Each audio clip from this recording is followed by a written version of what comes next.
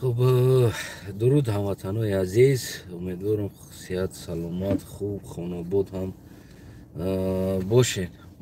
راستی دیگر کمی هر روز میدرویم کم کمی صحبت میکنیم از کمبودی های وطن و اون چیزی که میگذره و اون چیزی که ما مردم تاجیکستان یعنی از پیش این چیزا است. در همین مسئله ها تا قدر امکان تو بگیم که رسیدن فهمیشمون یا که بگیم اون چیزی که ما درک میکنیم همین چیزا باروش ما گپ میزنیم. چرا برق تاجیک قرضدار هسته؟ یکی امروزه صحبت ما و خودی شما شاهد هم هستین و دیده ایستادین، چی در غریبی باشین چی در وطن باشین، از پیش خنکی اومده ایستاده است. در عین حال گویم که یک هفته پیش بود، شاید زیادتر باشه، در ورشا و پولشا اتاپلینیو را گریان کردن. نه اونقدر خنک هستونه که گریان کردن، ژلانی کدام دوره بگیم که اتاپلینیشا گریان میکنه، حالی برف نباریده است اتاپلینیو گریان،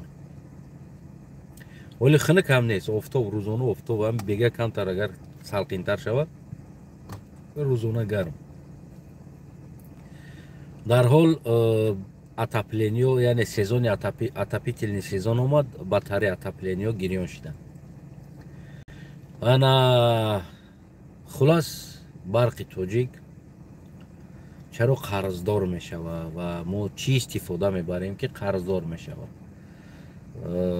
بسیار وقت تهمت میکنن در سر مردم که مردم اتاپلینی چی پیچکایی بگیم که الکتریکی میزنن برای همو برق تاجیک قرضدار میشود.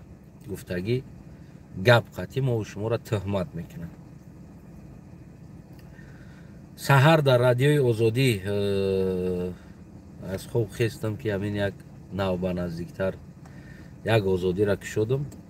خبر است که امام علی رحمان یا حکومت امام علی رحمان از آغاز سال تا امروز تای 100 میلیون دلار ده قوای برق تاجیک در خارج ها فروختگی هستند، یعنی 100 میلیون دلار پول کار کردگی است. فهمیده استین؟ از آغاز سال تا امروز 100 میلیون تای 100 میلیون دلار ده بگیم که قوای برق فروختگی است، یعنی برقی که ما و شما استفاده میبریم. ببینید دوستای عزیز، ما در تابستان اصلا مردم قوای برق استفاده نمیبریم. همگی میکردگی کارمون اوقات چای است. در تابستان اما یک ونتیلاتور بزنیم، ونتیلاتور. بعضی ها کندیشنر دارن بعضی ها ندارن. مثال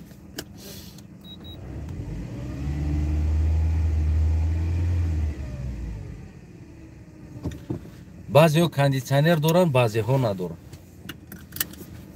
اکثر ندارن بگیم، بعضی ها دارن، توغری میشه.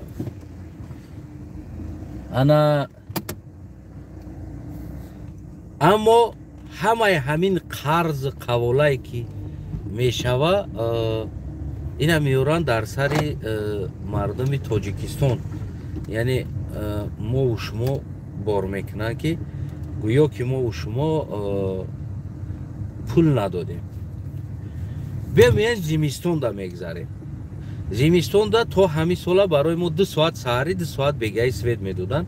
حاضرم اکثر جا همی خیلی است بغرض یک چند شهرهای گویم که کروبنی ما در 24 ساعت 4 ساعت سوید داشتیم و 20 ساعت دیگه سوید نداشتیم. تاجیکستان بگیم که اصل یک 3 تا 4 تا بگیم شهر داره، یعنی دوشنبه، قرغان، سوخت، کلاب خیلی مایده که شهرش، خاروغ هم مایده که شهرش بگیم، بدخشان. یعنی که ببینیم ما 3 تا 4 تا شهر داریم، بسیاری بد نه. اکثر در همون شهرم اطراف شهر ما هم دیگر جوشم خانه‌های زمینی است با همین هیزم و علاو و تپک با همین چیز زندگی میکنن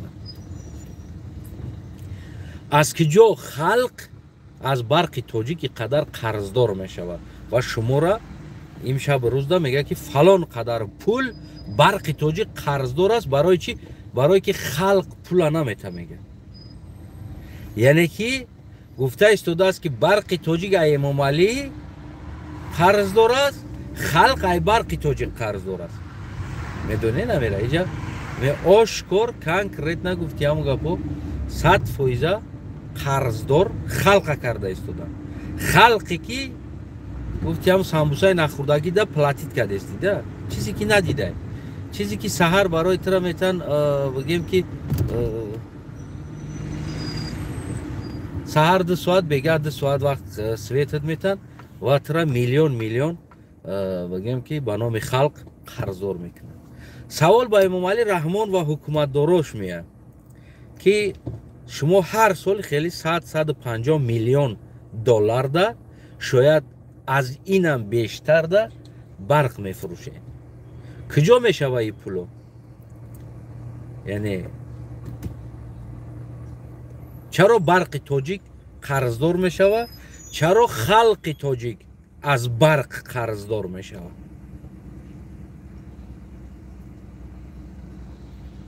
چند قدر شما سوید میتین به این مردم تاجیکستان که مردم تاجیکستان از سوید بگیم که قرضدار شده باشه یعنی از برق قرضدار شده باشه این همه بگیم مسخره بازی و احمق بازی که در سر ما و تو میارن میکنن بگیم که امروزه حکومتی هم طرف تو امروزه حکومتی بگیم که تاجیکستان امروزه همین یک گروهی که تاجیکستان غصب کرده گرفتگی است همین انسان ها در حق ما و شما همین تهمت میکنن خب بین گفت همو مردم خوجان که مدکچه صحبت کنیم همین یک دوری گپ زدن نکن گپ 30 سال شد امام علی از روزی که پای قدم امام علی رسید اتاپلین تاجیکستان خاموش شد یعنی برای گرمیدهی مردم یگان سوم پول جدو نشد که بگیم ما تپلینی را راست کنن کمر داریم و غیره داریم همون کتلنی هایی که بود از خدارحمتی SSSR موندگی بزرگی را نمونیم نمیشه میزنه چی از خدارحمتی SSSR موندگی بگیم که همون چیو داشتیم همون کتلنی ها تست میگن داشتیم همه را کندن مردم فروخت برای که زندگیش در زور اومده بود و هم پاره کردن فروختن کدامش موند کدامش اما همین را برقرار کردن همین قدر مشکلی داره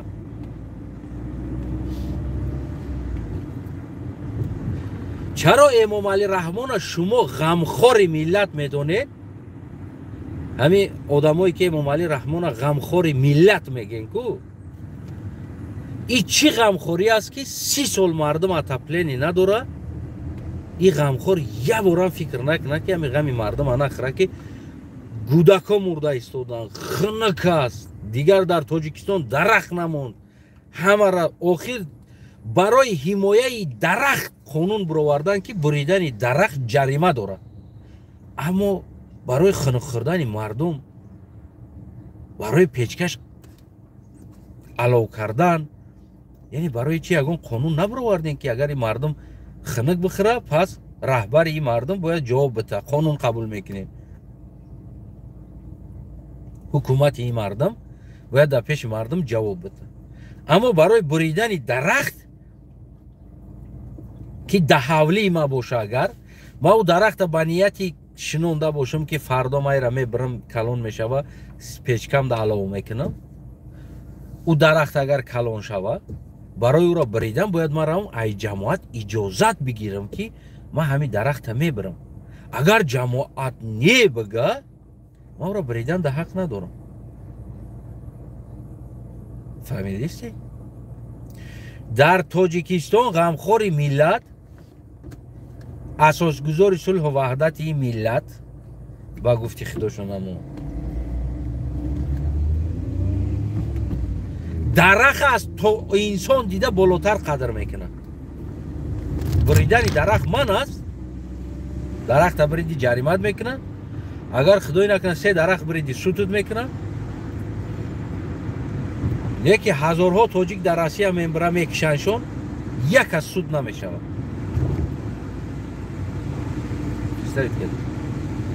10 میلیون تاجیک در درون تاجیکستان بگیم خنکی ده میلرزن خانه هاشونده. میگه تاجیکستان پیشروی کرد. نمیبینین میگه در 30 سال چی پیشروی کرد؟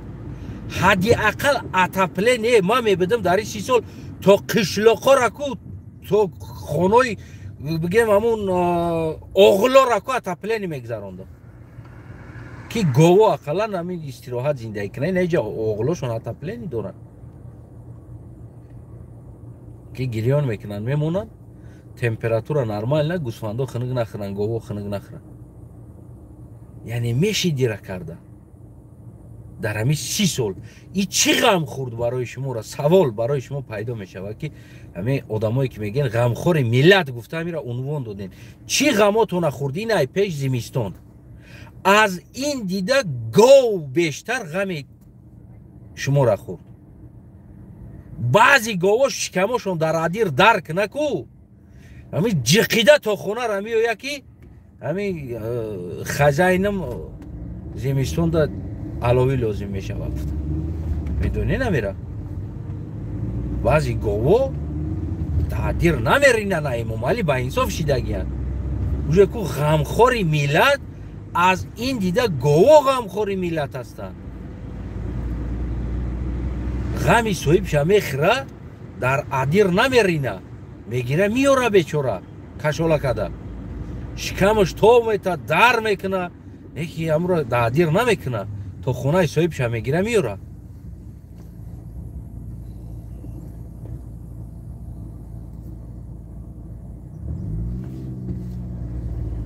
تو غمخور نه بخدا، تو خونخوری ملت شدی امام علی رحمه نه غمخور.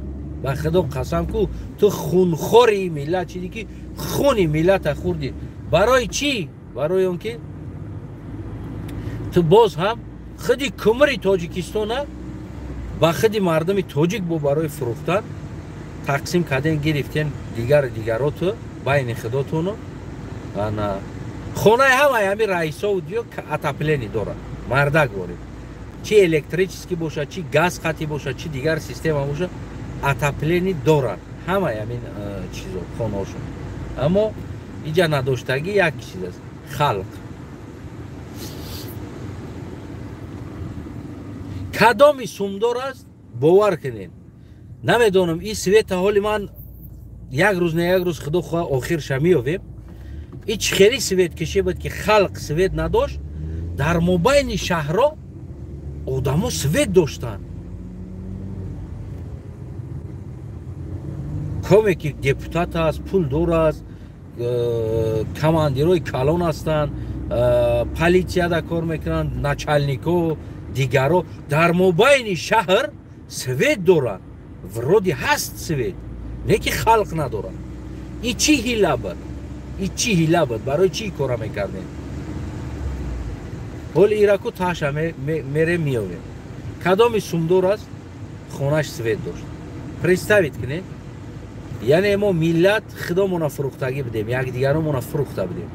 خودم دا باشه که دیگرها با همون سر قورش بود. مردک بود. بعضایی که درآمد می‌آوردن سویت داشتن، بعضا سویت می‌فروختن با آدمای پولدار و هر ماه نمیدونم چند پولی میدادن هم بودگوار خودشون. خانه سویت داشتن. کمی افطاریت بود. بالینسا سویت نداشت. بالینسا جایی که مردم در کار است سویت نداره. نیکی در اکما چیکالسکی را میگم اون چیزی که دیده بودم. بالینسا سویت نداره. ای بالینسا یا 3 کوچه پایین ترک بازای دامینوف میگفتن. بازا را خریدگی بود یک سومداری دیگه. او بازا سویت داشت. او بازا با آدما را سویت میفروخت. نه که بالینسا سویت نداشت. یعنی که امروز شما امام علی رحمون غمخور ملت میگین ده مرا عجیبیش میشوه که شما خواهین ملت غمخور ملت میگین میدونه و انسانی که ملت فروخت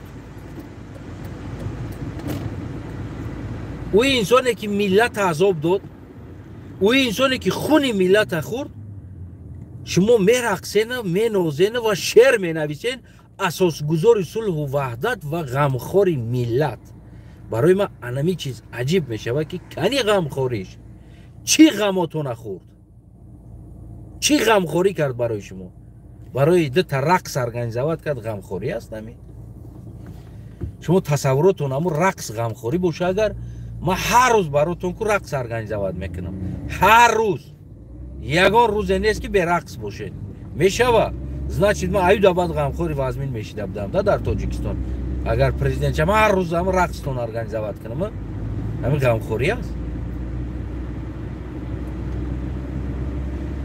واقعا از پیش زمستان سویتکشی سر شدگی بگیم بعضی منطقه را اوج قشلاقا بیچارا که واپش سویت نمیبینن وقتی ما در کلوب در قشلاق زندگی میکردیم همه ای سر سزون همه عده بار سویت همه دادن میکشتن میپرتفتن میگفتن اوار یاشیدگی است ترانسفورماتور فلان گلاون ترانسفورماتور کفیدگی است خلق قشلاق سودا باور میکرد دیگه همین قطعی حیات داشت سویت نمیشید نه که خونه میرزالیف در سویت بود پرشتاوید میکنین فلان ترانسفورماتور کفیدگی از سویت نمیشوه نه که خونه میرزالیف در سویت بود خلق واپشه دیگه سویت نمیدیدم توکلش باش بود همون گپا برا میگفتی تر صدقه سویت کنه تو چیه برای که غمخور داریم که غم ما را خورده است دیگر چی در کار است ما در سویت در حالت ما در بالای سر ما غمخور داشته باشیم ما در سویت چی در کار است در حالت ما در بالای سر ما غمخور داشته باشیم ما در تپلینی چی در کار است غمخور داریم که غم ما را خورده است در دنگره شیشته گفتی همون گپا سامگلاونی غمخور مون سویت داشته باشه سامگلاونی غمخور مون تپلینی داشته باشه سامگلاونی همین غمخور مون عذاب نکشه ما هیچی نمیکنه ما غمخور داریم بدونید بعضا حالت ها همین چیزا را ما با یک چیزا مقایسه میکنم میبرم میگم واقعا هم ریال همین چیز در همین منتالیته مسلمانی هست این چیز نه نسمم دلیده به شوخی میگم ولی بعضیاتون شاید خفه شوین بازم میگن که از صنایف همین نه من دین نگفته ایستادم منتالیته مسلمانو دا همین خیلی یه حیات ندیجده داخل میکننده یعنی امید ها ببینید در دنیا زندگی کرده شما امید دارین که اون دنیا دا بیشت میریم خلاص فقط امید قطعی زندگی کردن یعنی ریال دا استریمیت سا نمیکنه یگان تاد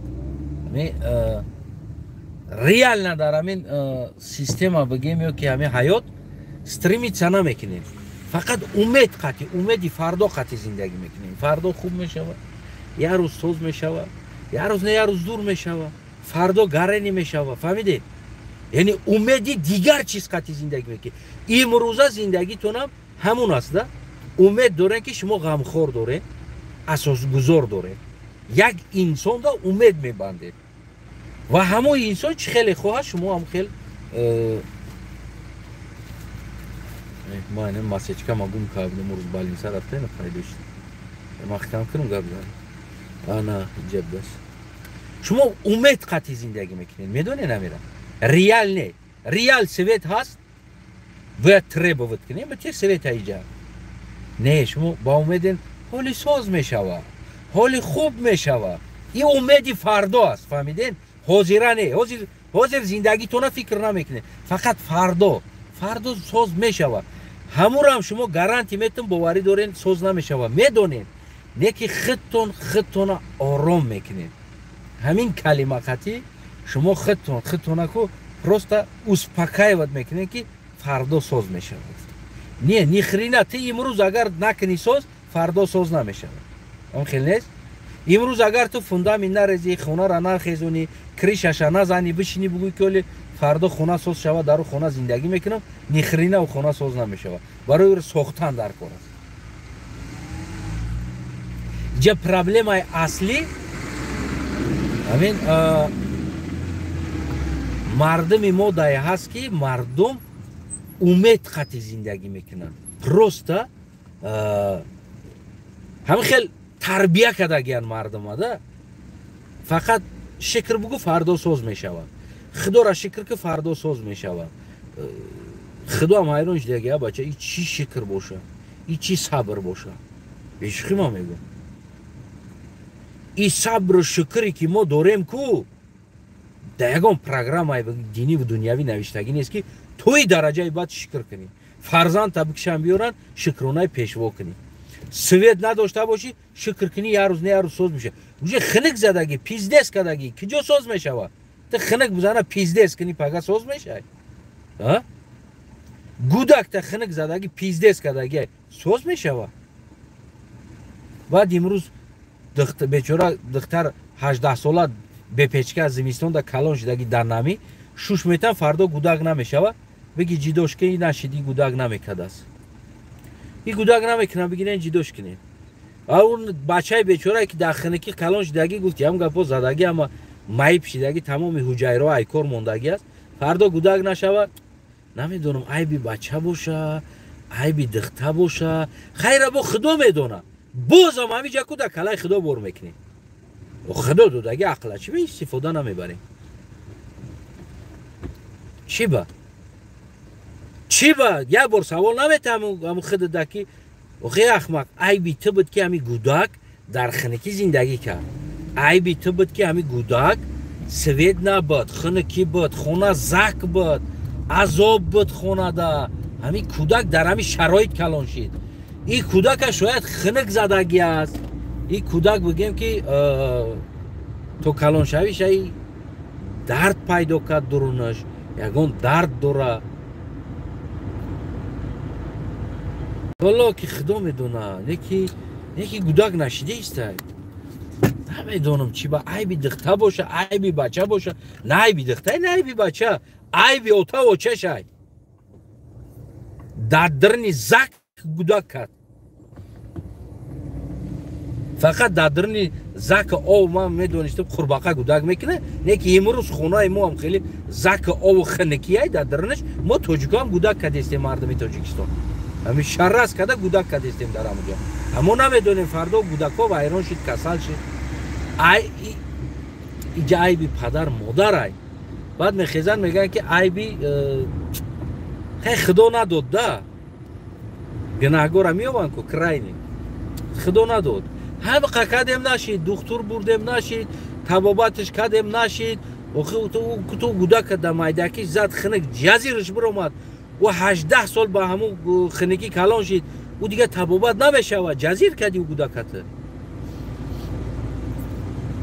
یعنی ما این خیلی پرابلمه های زیاد داریم در حالتی که خیلی عیب از ما هست ما گناهگاریم اما کراین خدا را میبروریم نمیدونم با امید بازم زندگی میکنیم امید قطعی تولد میشیم امید قطعی میریم ای دنیا نیکی هیچ وقت عیبی خدمونه و عیبی رهبریت مونه با کلا گرفتن گفتن یعنی این برای ما توغری نمیگیره نباید این را ما گپ زنیم نباید این را ما بگیم و امروز 100 میلیون دلار از سر سال تا امروز بگیم که سودا کردگی است کی نمیره میبرویه از امام علی رحمان سپروس میکنه کجا میشه و این پول از کجا اومد چرا در این پول در 100 میلیون دلار تا قلن اتپلینی نسوختی چرا این همی 100 میلیون دلار دا قرضی سویده محکم نمیکنی هیچی غمخورامون قطع گودکاش بگیم در دوبای خونه میگیرن اودیخ میکنن سمالیات میخرن ورتالیات میخرن ماشین میخرن انا بگیم که نبیروش دمیتا کیف صفا میکنن یا نبیرای دیگه دورکو در دوبای خونه و فیراری و خچه با بچه های شیخ عرب بگیم تقلید کده میگرده که هم اوقتی یعنی کیف صفا میکنن 100 میلیون دلار تو باشه шукрона кӣ, ғамхор бугӯ, пешво бугӯ. Ман ростша мегӯм, гова бештар аз Эмомалӣ ғамхори ҳамин миллат медонам. гова агар ҳамин гов намебуд ку, гов намебуд, баъзе аз гишнагӣ мемурден, баъзе дигар дар хинакӣ мемурден, мерафтен.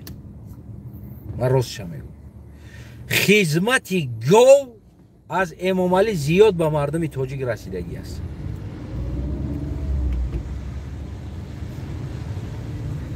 ширша мехӯред ҳар саҳар, маска мекунед, маскаша мехӯред, қаймоқша мехӯред, қатиқша мехӯред, ҳамаша мехӯред. ҳамин чиз барои хурду хӯроки шумо аст. шумо ҳамира мехӯред. гӯшта дар зимистон тапак мекунед, бигем гарм мешид.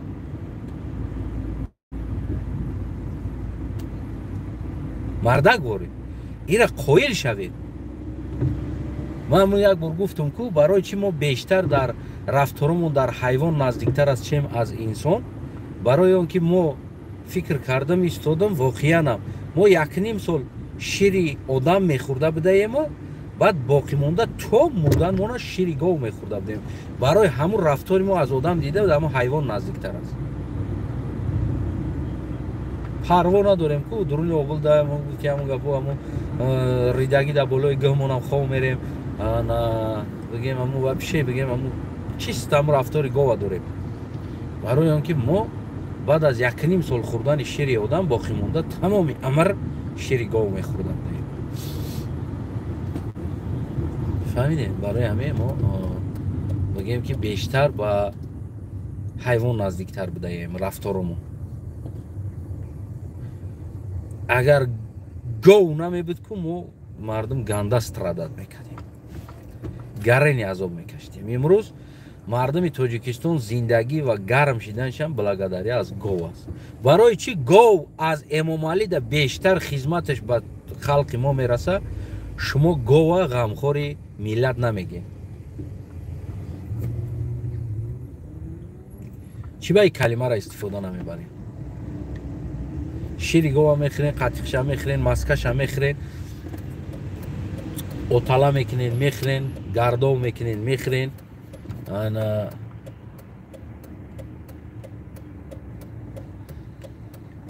гӯшта мегирен дар зимистон, бигем ки тапак мекунен, гарм мешен, ҳамаша мекунен ва ғамхори шумо Эмомалӣ мешавад. барои чӣ? оё гов нест ғамхори мо? аз Эмомалӣ дида гов ғамхори мо нест?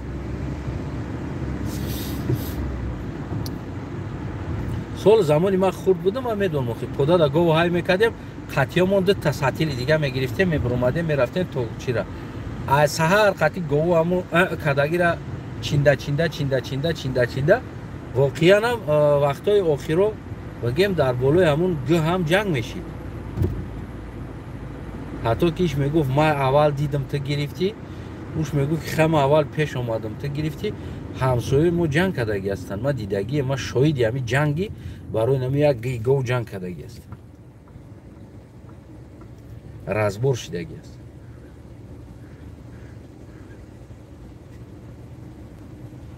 адди ба адди рафта ку гов мечиндем.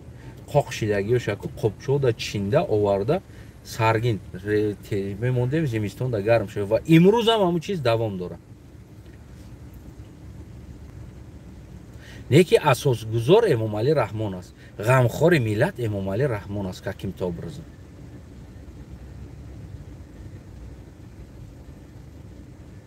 мифаҳмед намеда? хулас ай пеш зимистон аст.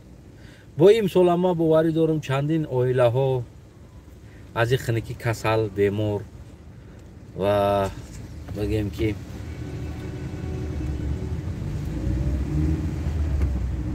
вафот мекунанд аз хинакӣ.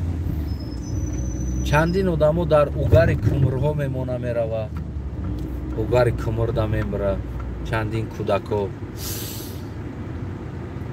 ман худам дар ҳамин танам, дар ҳамин тарафам, дар ин тарафам, рости ёд надорам, ё дар ин тараф, ё тарафам, ҳамин тарафи пуштам ман доғ дорам. доғи демократияро дорам. Пешка далов кадаги будан, овози мондирондан, баъд сарам додан, майдаак будам, хел пацанак. Ҳамин сарам додан, айбания давидам бир омадам, рост дуруни хона омадам, печка далов гирём буд, палатинса да печондаги будам, ҳамин палатинса уже медави шамолай ку ях мекунад. Гераму давидем омадему, палатинсарам та кашидим ай болом, печка да наздик мешиним, гармиш дафта, ҷиқида гирифтагим, танамам та гӯштагу канда гирифта буд. Ҳозирам ҳаму доғиш истодаги, ҳаму доғи демократия аст аёлям. Айбания бир омада сӯзондагим. Хулас бигем ки ҳамин хеле демократия дорем. Ҳамватанои азиз, ай пеш зимистон ай ман мефаҳмам бисёр азоб аст, хитоб аст. Одамо да кумр дар кор мешавад, одамо да бигем ки гармӣ дар кор мешавад, ҳезм дар кор мешавад. Бридани дарахт ҷарима ҳаст, гирифтани кумр ҳама авлоди шидаги ғасб кардаги аст, яъне мумкин нест гирифтанаш, бояд яна бигем хай боз як азоби дига ай пеш истодаги аст. умедвор ҳастам халқи мо як рӯз на як рӯз ақлошон медрояд, бигем ки як рӯз на як рӯз фикр мекунанд чӣ шида истодааст, чӣ гап аст, чӣ хабар аст, чӣ бояд кард. Бояд як рӯз на як рӯз ира умедворам ки халқи мо мефаҳманд.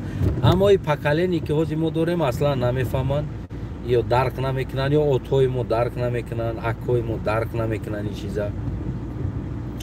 Агар бифаҳманам дарк кунанам, о тарсошон болотар аст, хинакира ба кала мегира, мурдаи фарзандша ба кала мегираву не ки эмомалӣ да ягон гап задан, даҳан ҳӯй кардан ин чиза ба кала намегиранд. ин мардуме ки мо дорем, яъне ҳамин калонои мо. барои ҳамун ҳеҷ ман боварӣ надорам ки ин революсияе ки мо дорем, ин мардум каданӣ гуфта ба умед ҳастем, худо медона ира карданша ин мардум. коре намуд ки Эмомалӣ Раҳмон дар сари мардум накарда боша ва мардум ҳолиам ҳамун шукрона қатъи зиндагӣ кардистанд. хай фардо соз мешавад, бас фардо соз мешавад. яъне як васпитани нодурусти мо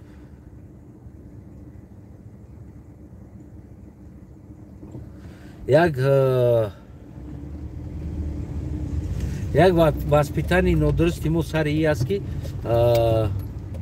ба умед, яъне ки фардо хуб мешавад гуфта ку моро васпитат мекунад ку тоқат ку сабр ку гуфта моро васпитат мекунад.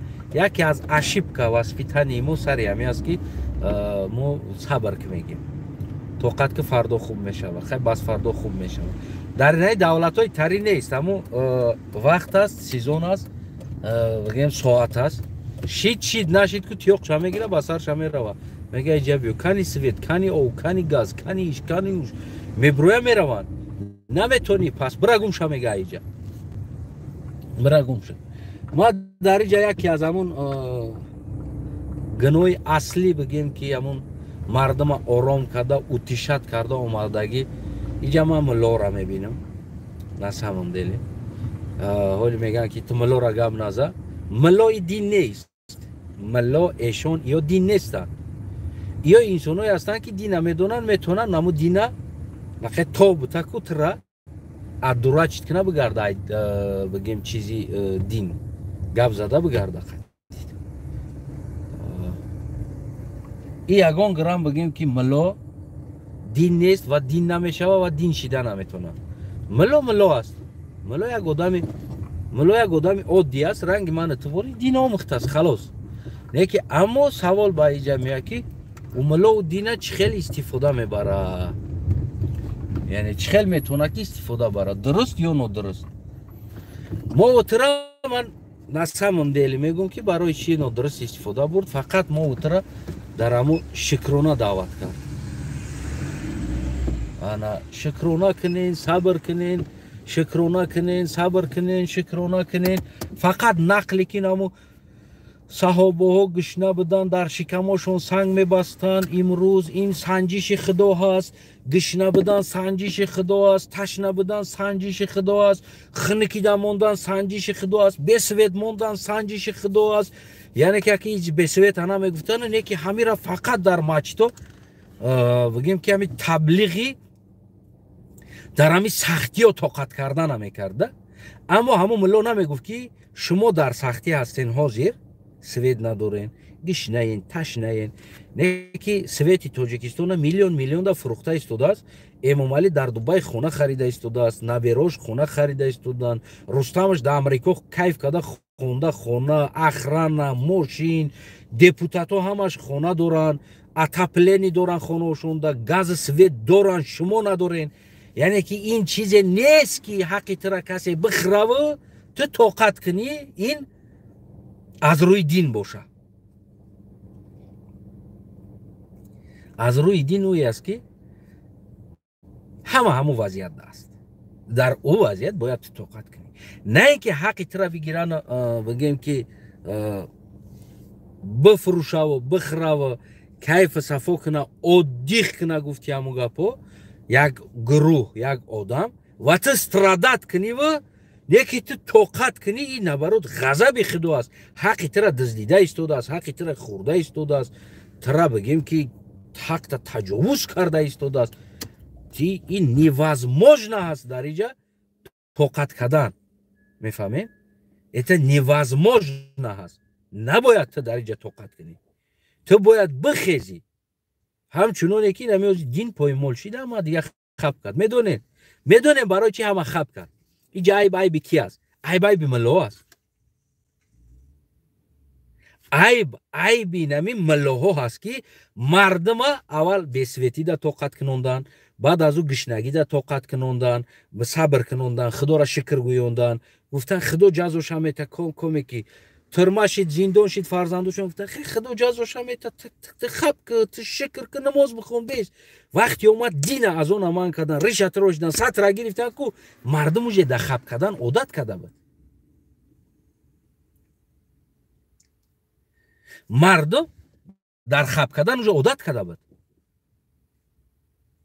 مردم برای شکمش نخیست، برای بگیم که زندگیش نخیزوند. سوید آرام که بچه هم آرام شد، صبر که خداوند انسانی صبرگر جنت وعده دادگی است.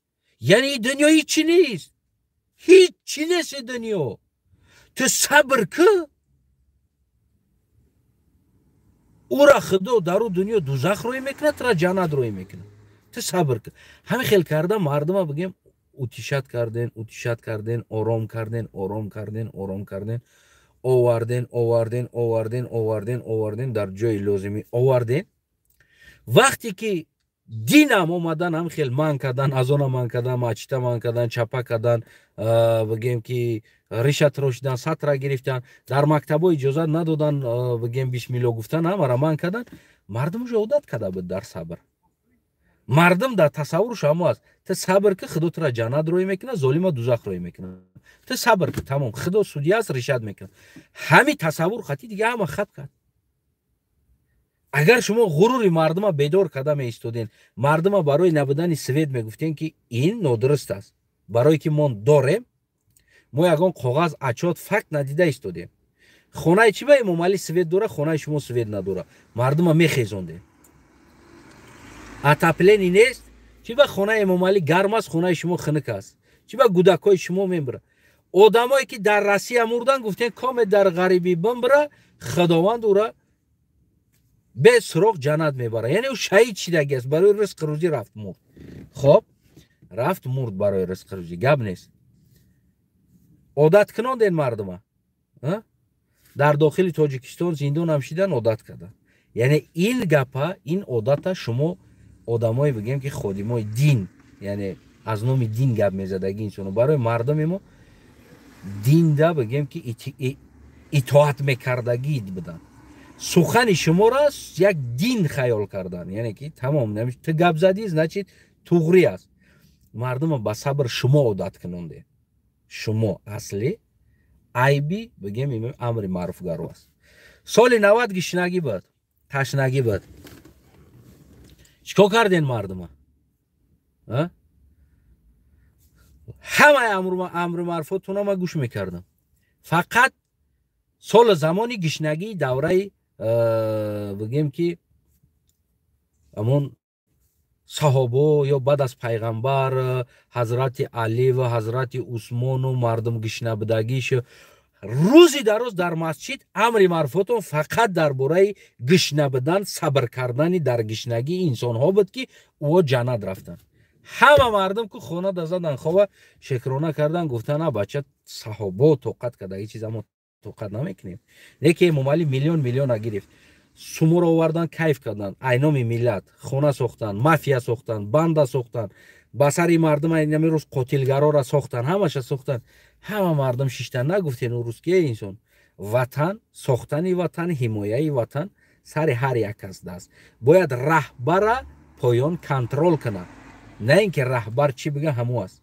شما بفهمین بدونین سر کنین بکوین برین نه هیچ کنی همه آرام شین بشینین سپاکوی نشین نمازتون بخونین مسجد بیاین کدامی که دور او صدقه میکنه ها مسجد فقط صدقه میومد یا توقع قد میزدن نمونجا شیشته گفتی همون گپو مردکو داجی تو درجه اومدگی بدن که من میدونم بخدا قسم من او چیزکو میگم ما وقتا او قدر عقلم سوز نمیگیرف امروز ما سراونیود میکنم کو پسیخولوژیcky سراونیود میکنم سال زمانی امورا ای زمانه کو ما بخدا کو گرینی وایران میشم ده آدمایی که در خانه گودکش گشنه مسجد در رفته خودش اوقات میخورد میومد کو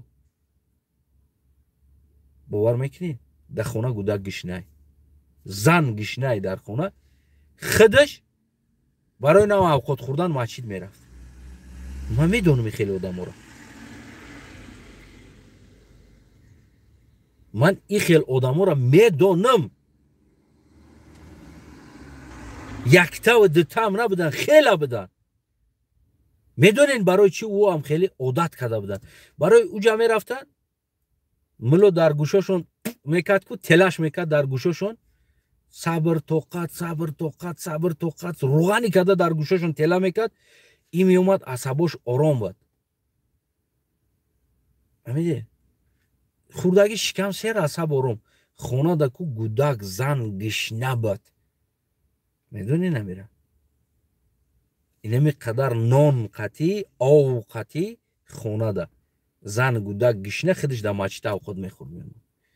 غرور را کشتین غروری او مردکه در مسجد سپاکویت میکردین آورا میکردین کنتاری او ابرکادابرکا مبرکا شوف آرام آرام آرام تیگر آرام آرام مردم آرام میکردین. شما گرنی موده بدین در لوی ای بچه لوی عرق میبرومدی آمانی کو هر یک پاورو در 4 کس شیشتگی امری معروف کردیسته یا بانیجی زن ما امروز فکر میکنم در کجا شدین شما امری معروف کنو کی بدین شما ای کجا پیدا شدین شما کجا شدین امروز اگر را دومانی رفتیش کو شیشتگی در اوجا کو یک کس گفت که همونگا پاوز بالله خداوند در زمانی پیغمبر بعد از او صحابه حضرت علی ده بسیار یک روزی قحطی آمدگی بود در زمانی حضرت علی چیز بود نیکی مردم چیورا ترکه چی آمدن خیلی ملخ آمدن همه را آن زمان خورد بسیار گشنگی آمد. این دین نیست این نقل است. دین کتاب قرآن سوره آیت است. اعوذ بالله من الشیطان الرجیم بسم الله الرحمن الرحیم نام آیت است. میدونید او دین است این نقل است او چیزی که این گفته استوده است این نقل است این دین در رب نداره. شما مردم پروستا ایرا دین قبول کردگی هستین نقل را نقل شما دین قبول کردگی هستین این دین نیست دین کتاب قرآن است ایمان هم ما داریم در آیات سوره هم است اما ملخ زد خلق گش نمود خلق صبر کرد این نقل است نقل این دین نیست دیگون دین این نیست نه دین خریستیانی ده نه دین مسلمانی ده ملخ آمد زمین زد زمین گندم را خورد امثال زمان ده قحطی گشنگی آمد یگان پرابلم نیست. ما میتونیم که بعد از چند سال دیگه ده تا دیگه ملا ببرویا تاجیکستان هم تری دین کنه، هم تری دینی نقلی کنه. یک زمان بود که کشاکشی بین فارس یعنی تاجیکا شد، بسیار گشنگی آمد. میتونه این نمی دین میشوه میروه، نه که او گشنگی قحط زد، انا میدونم ترکان زد، یک چیز زد. این هر زمان است، او میزنه یا جوره ملخ میزنه یا جوره، جنگ میزنه یا جوره، یا پرابلم میشوه. دنیا هست پرابلمش قطعی آمده ایستاده. او زمان پرژیلی سوایو یعنی که خیلی زندگی کردن، طاقت کردن، گیش نموندن، مردن. تا امروز افریقا آدماشو لای قطعی نون میکنن، لای میخورن. تا امروز تا اینمی امروز، اینمی روز، اینمی حاضر شاید لای خورده است باشن. او دین نیست او را نقل کنی، نه که او طاقت کرده اومده ایستادن. خلاص همتری نقلی زیاد شد. من یک روز آلمانی رفتم، مرا میگه بیا بشینجا. من که بچه کیوشم، شیشتگی هم 15 نفر شیشتگی هم. میگم بشینجا ده. بشی میگه جامر معروف رفتست چختی استودن، میگه گناه هست. میگه ما اومدم شیشتم، بعد گفتم اکا او موندستم، ما بالا رفتستم، او از هر بتم برا خونم کنترل کنم کدام گردونده او ای بالا. ما او موندستم، امروز نوبتی ما است. او هم نوبت کشیده بود ده. و میموندی میدزدیدن. این طرف ده امر معروف بالاترش ده او دزدی رفتسته. خلقش نه یخی. ما گفتم اکا یعنی ما او موندستم، او مامونم بعد میشینیم. نه گفت بشی جده. خداوند رزق بنده را میته گفت بشی جده. خیلی شیشتم قطعیشو نه اینجا میدونم. هم گپ زد. خداوند رزق بنده را میته بالا او اومد دیدن. او مونده نتونستم. چند ساعت ما وقت داشتم که باید او بتم. او ندادم اگراتم خوش شد. خداوند زد یه بار اگراتا 5 روز اگرات خوک شد با همه دیگه پیو. اومدم بعد اوچم گفت کجا بودی؟ گفتم ده امر معروف شیشتگی بودم. گفت کار خوب کردی. بعد او گفت کدام دز دیده نگاه نکردی؟ گفتم خوب. گفتم بشی جده. تن نشیشتی اگرات خدا زدی نه. تو هفته دیگه نوبت مون میشوه. چند روز بعد 2 ساعت 3 ساعت دیگه وقت داریم. اگر او دودا نتونستیم میرای سغرا گفت وایکیم که جو ساتیل قطی میاری و خیال کروشکا قطی او میریزی. اگر نرختی اگرات خدا میزنه. خیلی نمیشه اسپیت کردیم ساتیل قطی آورده کروشکا قطی در وخوی یمو زیراتو او رختیم تو قدریم کن. یکی نیمی دیگهش بگیم که اسپیت نکردیم خدا زد با امیدی امر معرفی را گوش کردن. ما در همون جامعه امر معرفی همین را گوش کردگیم. در یادم است که همون خداوند او گوش نمیکردن، خدا را اطاعت نمیکردن. خداوند یا نمود ملخ روی کرد که ملخ اومد زیراتوشو نماشه خورده بود. او همون زمان دا فقط همین بایگری دا داده شده بودن، خدا را فراموش کرده بودن. گپ ببینین او بایگری دا داده شده خدا را فراموش کرده بودن. خداوند قهر غضب کرد که بنده مرا فراموش کرد. بعد ملخ روی میکنه. ملخ میاد که پول زمیناشون میخره. او گشنه میمونن. بعد او میدونن که اینجا غضب خدا بالاتر است. چون هم تری انیکدوتا گفته بوده. انا ما گفتنیم در این مقصدم چی است؟ یعنی که ملاهای ما هم عیناً دین موندن یه طرف، همون شب زمان ده نقل ها را دین کردن. ما مردم مسلمانی نقلی هستیم، نقل قطعی.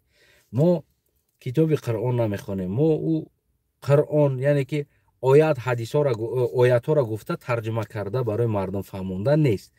در کدام معرکه میشینی؟ او روزم در فیسبوک یک نوار برآمد، یک از شیشتگی است. همین استیلی گپزنیشون باور که خیلی دلگیر کردگی است. انسان خیلی پسیکیسکی ویران میشایده. هم شیشتگی است خنده کرده من ناز کرده گپ میزنه. وقتی مادرش میگه که پدرت بیدار که بیا چای بخره پدر. الکه ببین اینجا امر مادرم واجب است، اما بیدار کردن پدرم گناه است. یعنی فرزند باید چیکار کنه؟ بعد میگه رفتمو همه اینو که پاش بوسیدن سر کردم تا بیدار شدن پدر پاچه هاشم بوسه کردم. بعد از پدر خیز گفتم که پدر مادر میگه بیا چای بخره. این اسلام هست یا که یگون کینو نقل کرده است؟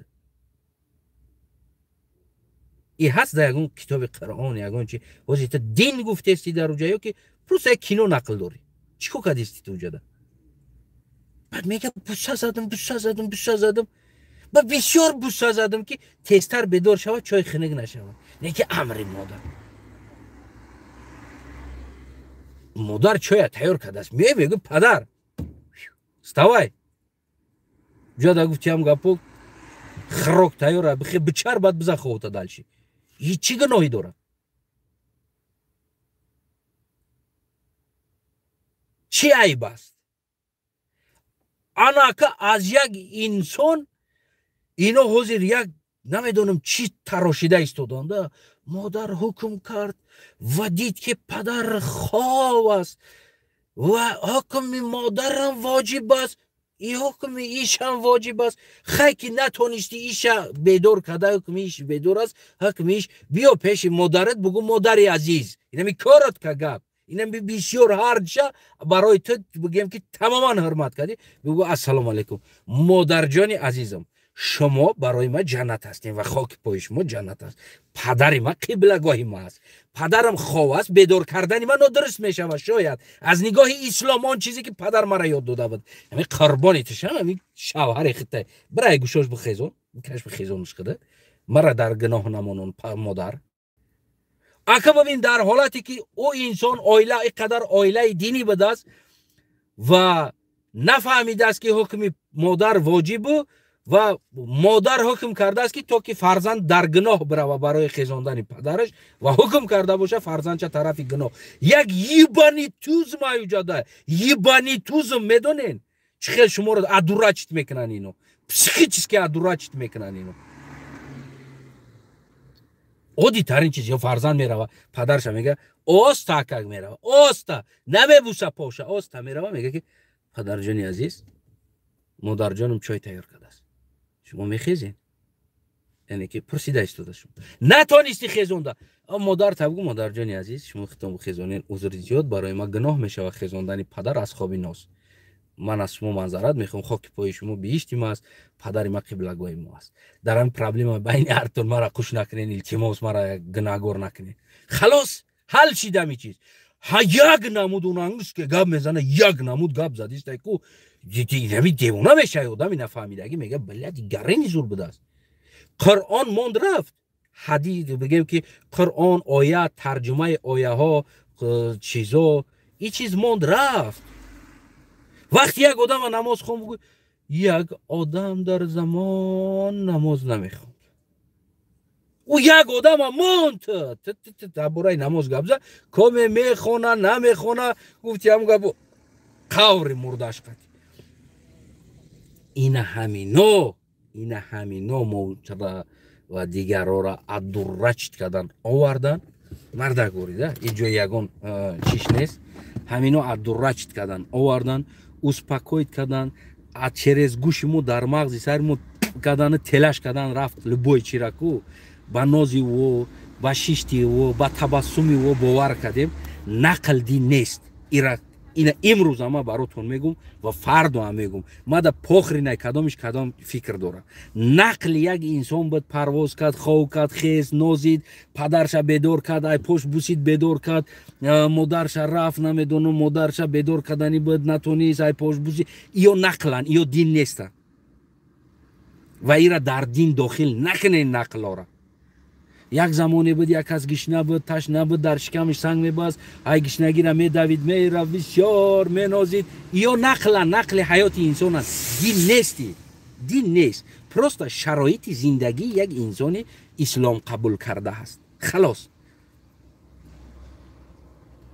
از این چیزا شما دین نسازین دین کتاب قرآن است کدامید در شک داره کدامید این کار میکنین کتابه شما با نمو گفته های کتاب یعنی که از همون دینی کتابی بیرون هستین تمام شما را کتاب وقتی که شما کتاب قبول ندارین کتاب و دینی کتابی شما را قبول ندارن ایرا من همچون یک فرزندی بگیم که مسلمان، همچون یک ایمان با او کتاب دارم که قبولش دارم و بگیم که ما میدانم میرم. باقی مانده این نقلا رو ما یگان چه قبول ندارم. یک شب بارون بود، سمالیات پرید، بعد آورشید، بعد شیشت، بعد ورتالیات، بعد رفتن راه محکم شید. اونجا یک کمپیر بود، کمپیر خونه‌اش او داملا بود، داملای زور بود، اولیا بود، اولیا گارنی بود، صوف میکرد، آدم سوز میشید. باید کنابیرای کمپیر همو اولیا صوف میکرد، نان میکرد. ای همشون نقل دیگه. کاروچ من رو واپس یگان چه قبول ندارم.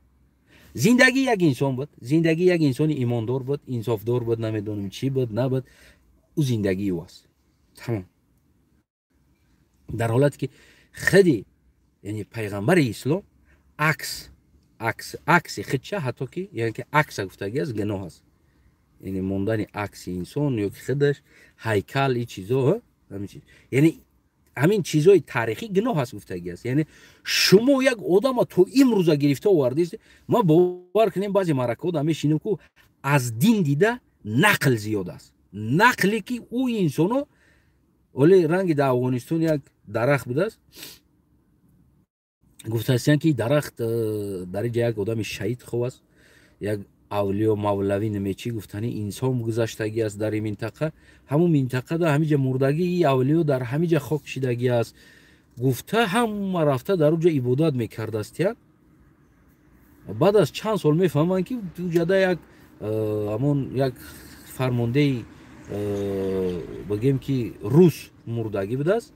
با یک چند داکومنت های سکرت نی بگیم همون جدا گور میکنن و بگیم که همه پروپاگاندا را اعلان میکنن که یک شیخ یعنی کی خواست مولوی بدگی است در زمانش در همین جا خاک شدگی است، همین جا خاکی همو است. گفته این بگیم تو دین را افغانو رفته در اونجا دعا میکردین.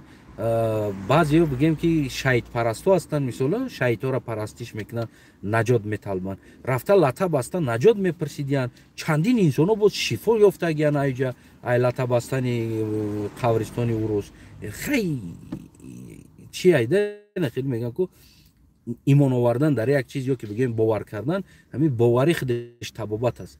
هم خیلی باوری میکردین، بعد میفهمن که کدام یک سکرت نی داکومنت، کدام یک سکرت نی خریطه های همون چیزا قطعی همون مردن، بعد همونجا او را گور میکنن، بعد میپرتاین میرون. 15-20 سال گفتی همون گپا مردم رفته در اونجا عبادت کرده، با گردی او را غیش گرفتگی هستن. اول بیغیشت بوده است، هم تایه درخت بوده است، گردی او را غیش گرفتگی هستن. هی اونجا برش در جای نمازخانی روز کردیان که اینجا مردم نماز میخونن که نه اینجا میدونن در تایه اوروز خواه. این همی تری نقلا است. ما هم اگه جا میدونیم اون نقلایی که شما کردید او کیا بودن، چیا بودن، چی در کار است. ما در زندگی حیات یک انسان تی امروز ما در نقل میکنیم و پریمیر میاری که او پای آتش بوسا کرده یا دیگه کرد. ما خطی و تم نمیخواد گفتی هم گپا ردنوی بدیم، میشیشتیم چق میکردیم، گپ میزدیم، احترامش میکردم، حرمتش میکردم و دوستش میداشتم. برای من از بالاترین چیزم پدر و مادرم میشه. بد پدرم گذشت رفت، لبوی گپ میزد، قطعی شوخی میکردم، میخندیدم، بازار میرفتیم مردمون، اما مردمون رنگی بگیم که جوره بده. همین لبوی وریم اوچا میگو بخیزون کو ای پوچش کشیده پیش اوچا میگرفتیم میوردیم میگفتیم نبگی شوتا خیزوندمش تو ها نه اصلا دل ای پوچش میکشیده میخیزوندمش. میگو تا بخیز جای بخرم ما میگفتم تا بخیز فایرو دوره چای بخ گنرال فایرو دوره بخیز میگفتم سرفرمانده فایرو دوره بخی ای جو خوب یا بور میگفتم نه میخیز دو بور میگفتم نه میخیز میومم ما پوچش میکشیدم اخورات میکرده اون نان سن قوی اصلا یاد کنه. ما میگفتم فرمان گنرال سرفرمانده دیگه یگون گرم چی نداره، با خوبی خستی ما سالداتم، ما فرمان بردارم، فرمان دو پوچت میکشم میبرم. اوتام قدی شوخی میکردم. خیلی پدر مادر در بیناتون یک اتکریتی گپ شوخی میدونی قبلگاه تایش مادر تای جنت تای و بگیم که شریش قطی بگیم در یکی نمیشه با دیگه بگوی که یا بگت میمری. و توی امروزا در مادر ما در تاجیکستان است، به خدا قسم ما پتینکای میخرید اگه من مادر رو میپرسم، ولی بعضی ها که بگن که خیلی تری به خدا قسم من چیزی که در خدا میخرم ای مادر رو میپرسم. اگر پول ای خدمت ای مادرم چندین کیلومتر در دوری زندگی دارم. این نه ترس است، این воспитание است یعنی احترام است просто چخیل بگم بعد مادرم نگه که من زندگیم در اینه را نداشتم سغرا رفت وقتچه یگون چیز خریده است ما در اینه چیز لازم بود انا خونه دا ارد نبود یا چی نبود ما اول اوچه ما تامین میکنم بعد میپرسمش که اوچه یا پاتینکه بگیرم پاتینکه خوب است مخول میشید اوچه هم نبگه نمیگیرمش نمیگیرم نسامم دیلی ما تو امروز چیزی که اوچم اگر سگلاس یا نه تا نمیگیرم من خطی اوچم مسئولیت میکنم این چیزا حتی خریدن لباس ما اوچم میپرسم این یگان جایی بگم چی نداره ما تو امروز خوراکی را نمیخورم که در خانه اگر نباشه خانه در اوچم در نباشه من او را نمیخورم در اینجا نمیخورم من خیلی شکر نمیخورم در اینجا که گفتیم با قایلا و گوش بریان کت کتومت همش بکنم و در اینجا برای خودم هر روز قایماق اصل ماسک بزنم در اونجا اوچای من نان بخوره گراخ شوربه بخورم ما در اینجا میخوردگی چیزم در اوروونی اونم خونمون چیزی میخورن اونم اوروین قطعی میخ کوشش میکنم اما اوروین قطعی بگیم که اوقات بخورم بعضن حالات ها میشه و خیلی دوستو میوین مهمون میاد چی میاد میکنی پیش مهمون دکور دیگه او چه داد شد نمیتیو نیکی اصل زندگی حیاتم ما کوشش میکنم که در خونه چی خورده ایستادن من در اروپا هم همون اوروین اوقات بخورم اونم نخد پخد یگان جمع میخورن باشه منم از همون خرید آورده در خونه اوقات تیار میکنم میخورم یا که در کوچه فقط نمی شاورما میخورم این پیتزا میخورم یگون چیزی جدا خیلی نیمتا چوریک پیتزافی میفروشنده کاوالک میگن خیلی کل همتاری یگون گشنمونم همتاری میخورم میگن ما یگون بار در بالای دسترخوانم نماندم او چیزی که در خانه ما نباشه و ما از خونمون بالاتر زندگی کردیم این احترام برای اکا دودر اپا خواهر جیان فرزند مادر است من نمیخوام از او بالاتر بخورم کیف صفا کنم این نه مرا این گفتی همون گپو نه مرا چیزی دینی میره مجبور میکنه نه انسانی مجبور میکنه که نشوه که ما یگون بار در اوچم خطی زنگ زدنده بالای دسترخوان ما نکریوت کرده اوچم در زنگ زدگی نیستم یگان بار در زندگیم برای چی برای اون چیزی که یکی میبینه اوچای ما در دسترخوان ما در خونه نیست دلش میکشه و شاید ما همون رو خریده داده نتونم نداشته باش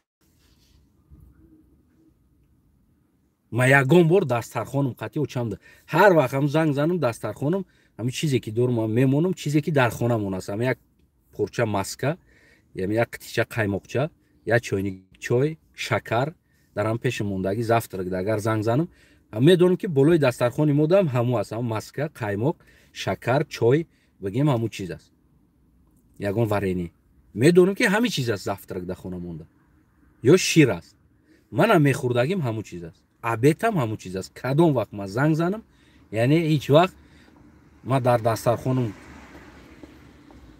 پیرامیدا کدا سیو شکلات قند کنفیت مغز چغز ریخته مونده اوچم قطعی چشم نمیکنم این زندگی ما را ببین ما چه خیلی زندگی دارم نه من یگون بار این اوروینه نکردم برای این همچون تربیه خانه ما همی است که کوشش که مثال اون چیزی که بچم اکت نداره اون چیزی که دودرد نداره اون چیزی که دیگری نداره اون چیزا چشم در یک دیگری نکنید یعنی کمبودی همینجا پیدا میشه که تا از اکت خطا بالا میگیری یا اکت دست بالا میگیره یا تا از دودرت خطا بالا میگیری یعنی همین چیز نشوه بیناتون بالا پایانی نشوه کوشش که همه برابر باشین یعنی که یک دیگر ده چشم نکنید سراونو اکت باشه مثال وقتی که تو میگیری واقعا نه مثال گیریم همین انا مثال نه ماشین ده مثال من مرسدس گرفتگیم ده اکم گاب زد خرسندی کردم پریتم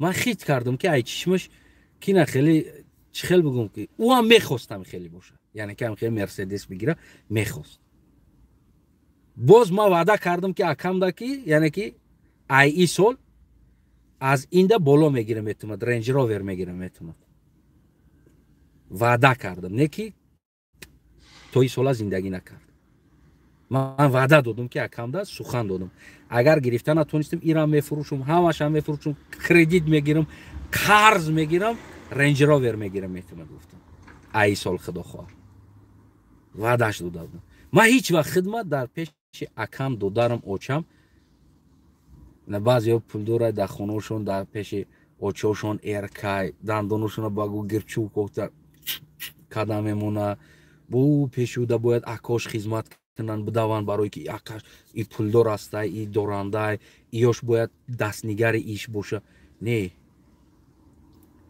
من زنگ زده کم در تو که میگفتم که به خدا قسم پولی که در کیسه ما بود میگفتم اکا جون ای پولی تای پولو تا چیکار کنم اکا روی کنم اکا چی بخرم اکا اجازه میتی اگون پاتینکا بگیرم ای پولت اینا خیلی دلتیش کردم استودم خدا رحمتی نه خیلی دلتی کردم استودم تو حاضرم اوچم هم خیلی است میشول اوچا جون پولت استودگی است اوچا جون اجازه میتی پول دیا فوتبال کا بگیرم اوچا جون اجازه میتی بروک بگیرم ای پولت یعنی که من نمیگم از ما است میگم از شما است این چیز من نمیگم برای چی برای که من منت نمیکنم دادگی چیز ما را ایرا دینی واسپیتات کردگی نیست این چیز درست خونمون هم خیلی بود هم خیلی میگفتن که یک دیگر خطونه بالا نگیرین و همه وقت نداشتگیتون دلتی کنین او خودش خیلی پیش شما در رنگ متهم احساس نکنه اکاد دادرت متهم احساس نکنه همین واسپیتانی بود این بود کم ترک دیگه در آخر در برای زندگی خودم بود هموطنای عزیز که میشون من واقعا هم خیلی بگم که زندگی میکنم تا امروز حیاتم همین است من یگان بار نگفتم که پولی ما هست ما پول دادم پول روی کردم شما دا پولی ما را خوردی یا که نمیدونم پولی مای ترینه پول خونگی است من یک انسانی عادی هستم میگم پولتون نیستودگی است پولتون در دست ماست خواهین روی میکنم خواهین داجی او را من دلتی میکنم که مال شماست برای همه تفسیر را شاید که این نصیحت نیست برای کسی را محقول است برای کسی را محقول نیست یعنی که همه وقت بین اکا و دودار دا بگیم بگو شیده نمیمونه بین اکا و دودار دا بخیلی پیدا نمیشه و بین اکا و دودار دا کمبودی پیدا نمیشه و در حالتی که همه وقت بگیم از نگاه من شخصا این یگان نصیحت نیست که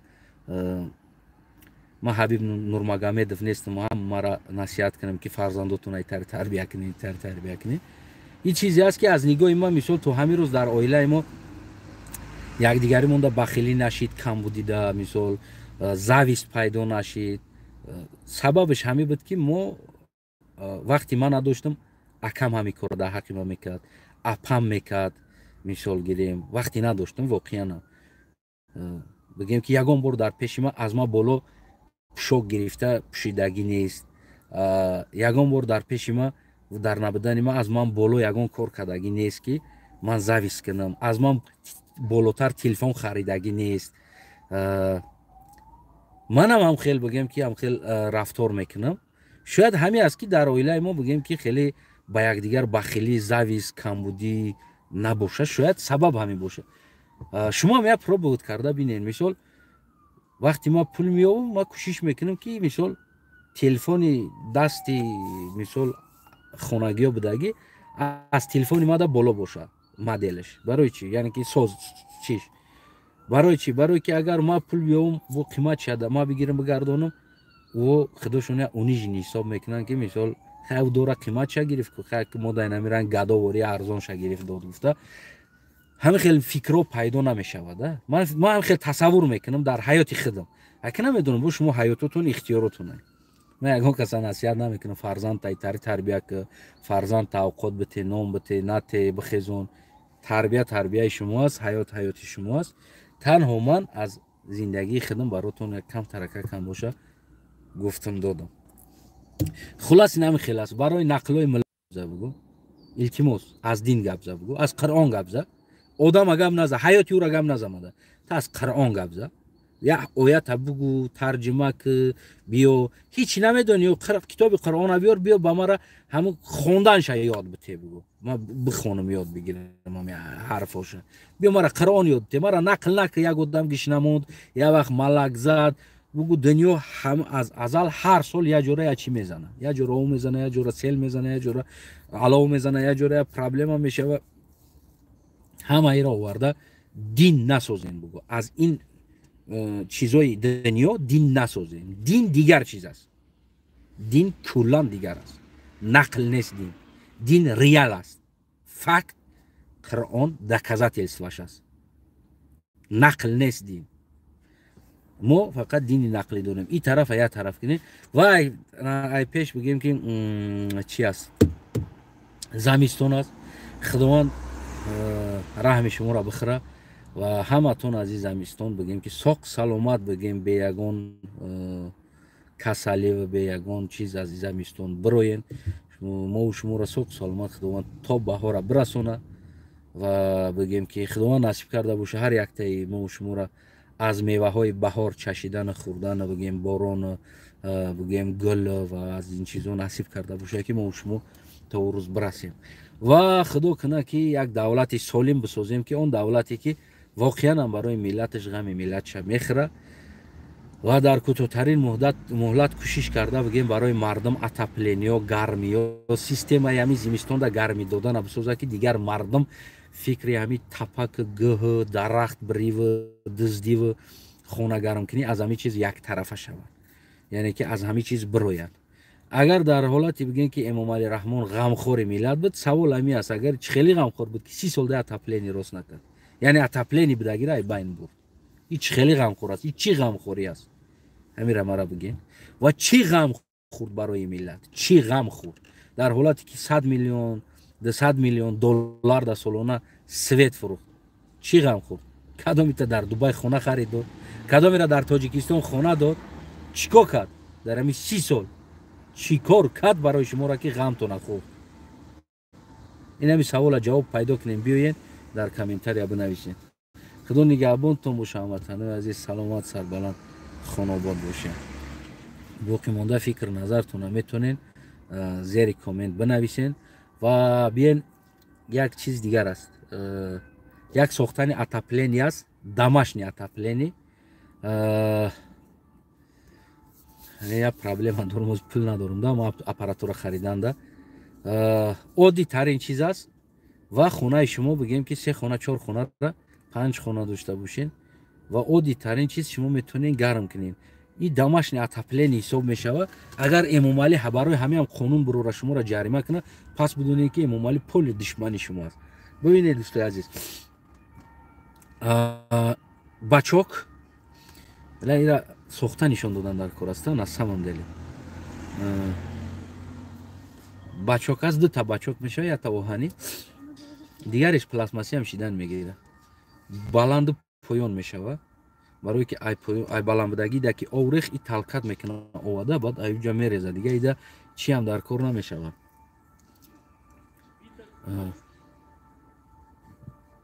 و یه موتور در کار نمیشوه که آوا گانیت کنه، سویت لازم نیست ایده ده.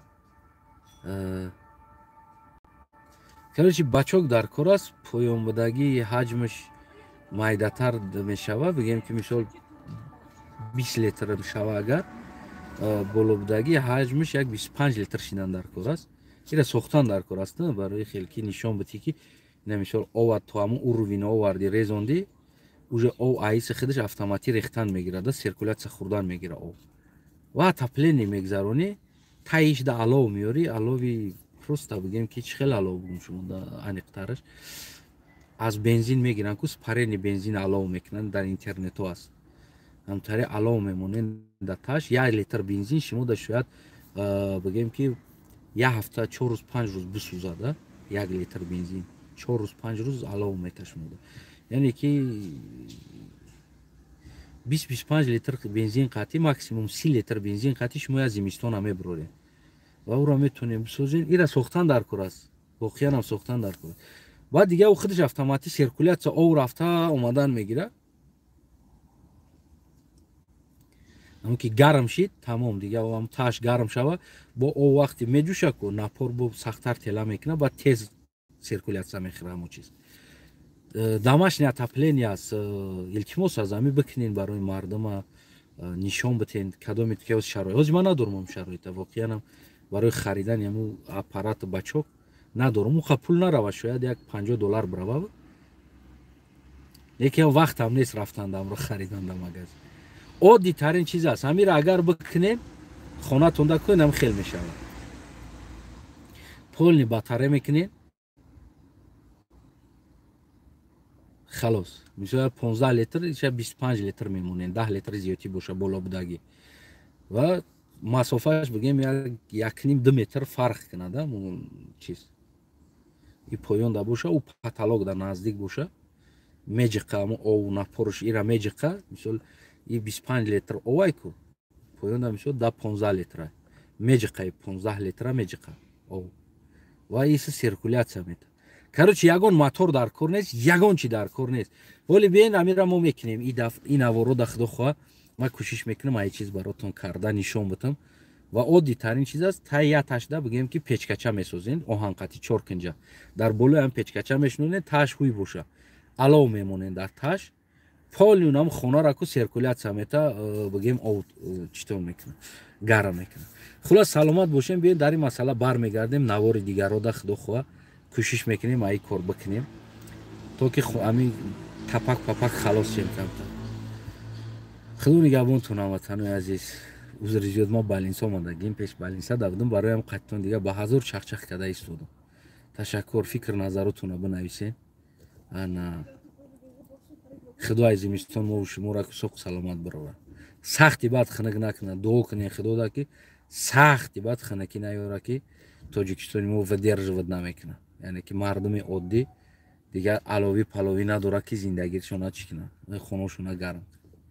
خدا نگهبانتون. بنویسین فکر نظره.